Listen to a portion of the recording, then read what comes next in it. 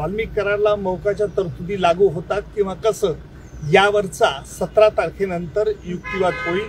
त्या दरम्यान 17 तारखेला जे काही अर्ज न्यायालयात प्रलंबित होतील त्यावरती युक्तिवाद आणि न्यायालय त्यावरती निर्णय येईल।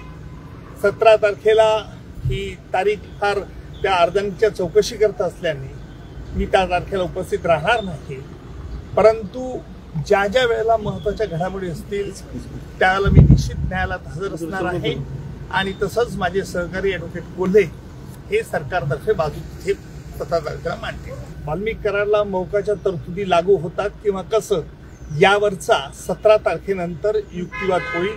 त्या दरम्यान 17 तारखेला जे काही अर्ज न्यायालयात प्रलंबित होतील त्यावरती युक्तिवाद आणि न्यायालय त्यावरती निर्णय येईल। 17 तारखेला ही तारीख फार त्या अर्जांच्या चौकशी करत असल्याने मी त्या तारखेला उपस्थित राहणार नाही, परंतु ज्या ज्या वेळेला महत्त्वाच्या घडामोडी असतील त्यावेळेला मी निश्चित न्यायालयात हजर असणार आहे आणि तसंच माझे सहकारी ॲडव्होकेट कोल्हे हे सरकारतर्फे बाजू तिथे 17 तारखेला मांडतील।